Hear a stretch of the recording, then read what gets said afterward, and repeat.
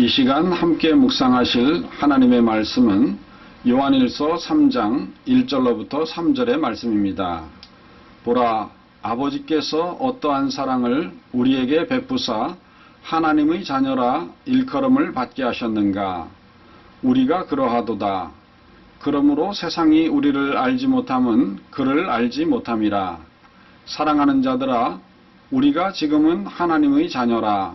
장래에 어떻게 될지는 아직 나타나지 아니하였으나 그가 나타나시면 우리가 그와 같을 줄을 아는 것은 그의 참모습 그대로 볼 것이기 때문이니 주를 향하여 이 소망을 가진 자마다 그의 깨끗하심과 같이 자기를 깨끗하게 하느니라.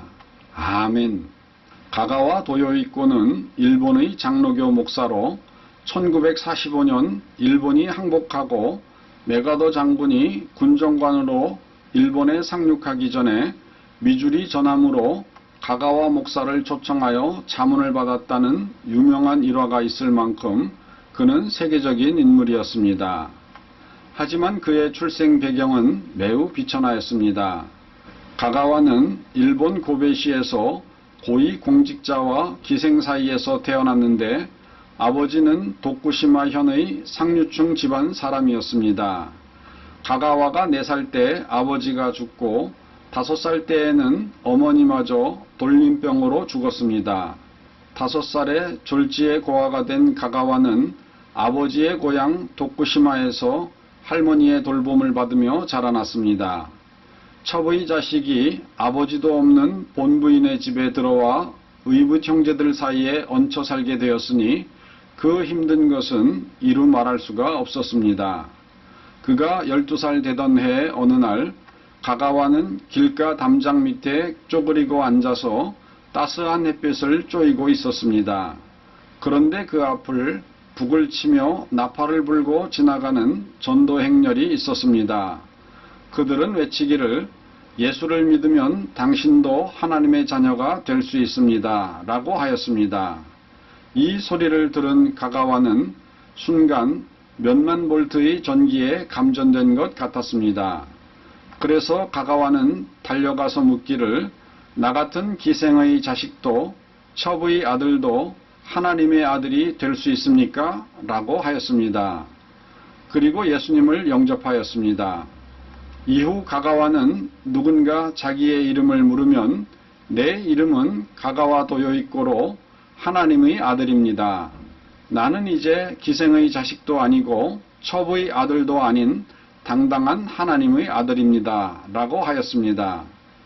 이렇게 소년 시기에 선교사들의 전도로 기독교인이 된 가가와는 중학교 졸업 후 도쿄대학 진학을 원하는 숙부 모리의 바람과는 달리 미국 장로교 선교부에서 세운 메이지 학원 신학부 예과에 입학했습니다. 하지만 그는 신학교 2학년 때 결핵에 감염되어 더 이상 학교를 다닐 수 없게 되어 요양차 깊은 산골에 들어갔는데 거기서 가네자와 교회의 나가오 목사로부터 보살핌을 받게 되었습니다.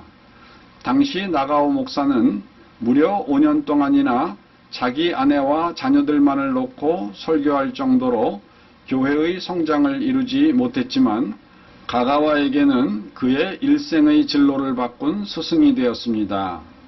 가가와가 결핵으로 핏덩어리를 토하면 걸레를 가져와서 닦아주고 밥도 같이 먹는 나가오 목사의 자비로운 성품을 보면서 가가와는 장차 빈민을 위해서 일하겠다는 다짐을 합니다. 건강이 좋아진 가가와는 미국 남장로교에서 세운 복음주의 신학교인 고베 중앙신학교에 입학했으며 가난한 사람들에게 복음 전하는 일에 힘썼습니다. 하지만 결국 과로로 인해 병이 재발한 가가와에게 병원에서는 3년밖에 살지 못한다고 하자 그는 크게 낙심했습니다. 그러던 어느 날 밤 가가와는 잠을 이루지 못하고 사색과 고민에 잠겼는데 갑자기 그의 머릿속에 빛이 비추이는 느낌을 받았습니다. 그때 가가와는 예수의 십자가는 종말의 상징이 아니라 새 출발의 표라는 진리를 깨닫게 되었습니다. 이에 이튿날 새벽 청년 가가와는 소달구지에 짐을 싣고 고베에 있는 빈민굴로 들어가 가난한 사람들을 위해 여생을 보내겠다고 각오하였습니다. 다행히 그의 계획은 치료되었고 가가와는 1960년 72세로 세상을 떠날 때까지 헌신적으로 빈민촌에서 사회참여운동을 벌였습니다. 당시 가가와의 설교를 들은 기생들 중에는 기생의 일을 그만두고 고향으로 돌아가는 사람들도 많았습니다. 그렇습니다. 세상의 많은 사람들은 고귀한 출신이기보다는 비천하게 태어나는 사람들이 훨씬 더 많습니다.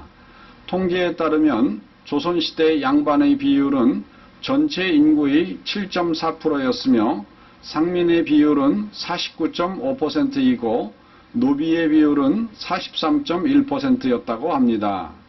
그러니까 인구의 92.6%는 상민이나 노비로 태어난 것입니다. 그리고 미국 서포크 대학교 역사학과 로버트 앨리슨 교수의 주장에 따르면 고대 그리스와 로마의 시민들은 노예들 때문에 평안한 생활을 누렸는데 로마 제국의 절정기에는 시민 한 사람당 노예의 비율이 20명에 달했다고 합니다. 그러니까 로마 인구의 불과 5%만이 시민으로서의 자유와 권리를 누릴 수 있었던 것입니다. 그런데 중요한 사실은 세상의 모든 사람들은 영적으로는 100% 죄의 노예로 태어납니다. 그로 인해 우리 모두는 결국 심판을 받아 지옥에 들어갈 수밖에 없는 존재들입니다. 하지만 하나님께서는 이러한 우리들에게 하나님의 자녀가 되는 기회를 선물로 주셨습니다. 그것은 예수 그리스도의 십자가를 통해서 우리의 모든 죄를 갚아주신 것입니다. 그래서 이 사실을 믿고 예수님을 받아들이기만 하면 가가와 도요히코가 예수님을 통해 당당한 하나님의 자녀가 되었듯이 우리 모두 하나님의 자녀가 될 수 있습니다. 이미 구원을 받은 우리 성도들은 이 신앙을 힘차게 전파하며 끝까지 믿음으로 승리하시기를 주님의 이름으로 축원드립니다. 다 같이 기도하시겠습니다.